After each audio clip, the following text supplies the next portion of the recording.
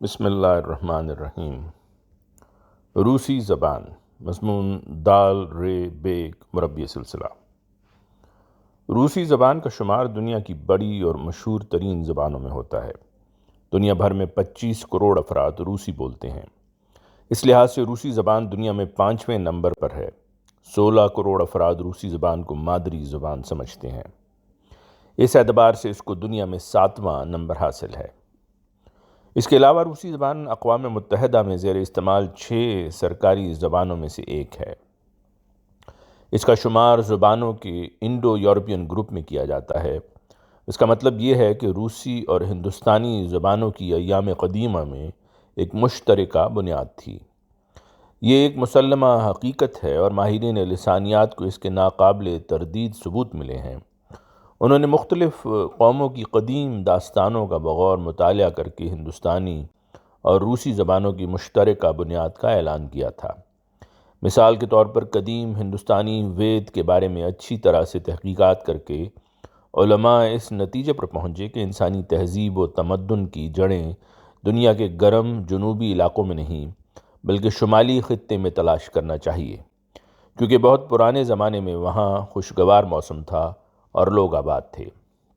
افسوس، اس زمانے کے مادی نشانات آج تک محفوظ نہیں رہے، لیکن جو جغرافیائی نام برقرار ہیں ان کی بنا پر محققین نے روسی اور ہندوستانی زبانوں میں قربت کی تصدیق کی ہے۔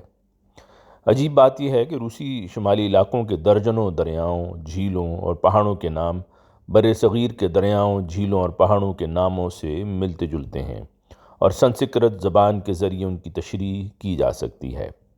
مثال کے طور پر روس کے شمالی صوبے آرہانگیلسک میں دریائے گنگا اور صوبے مورمانسک میں دریائے اندیگا بہتا ہے۔ ایسی کئی مثالیں پیش کی جا سکتی ہیں۔ روسی اور برصغیر کی زبانوں کی جڑیں قدیم زمانے میں پیوست ہیں۔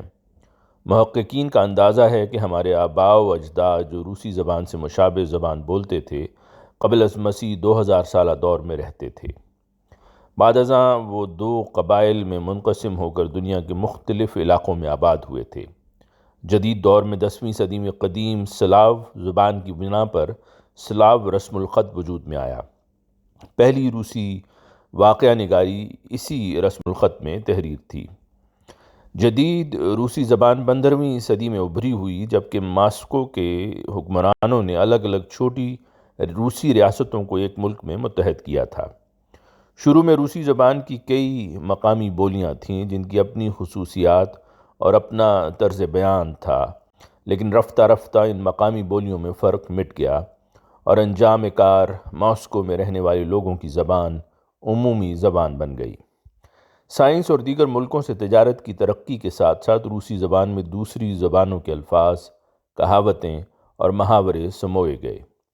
جدید ادبی روسی زبان کی بنیاد ڈالنے کا سہرا 19ویں صدی کے شعرائے آفاق شاعر الیکساندر پوشکین کے سر ہے۔ دیگر نامور روسی ادیبوں اور شعراء نے بھی روسی زبان کی مزید نشو و نما میں بہت اہم کردار ادا کیا۔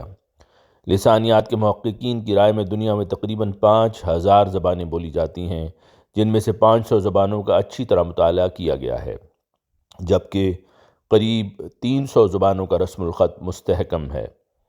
دنیا کی زبانوں کے آدھے حصے کو صفحہ ہستی سے مٹنے کا خطرہ درپیش ہے۔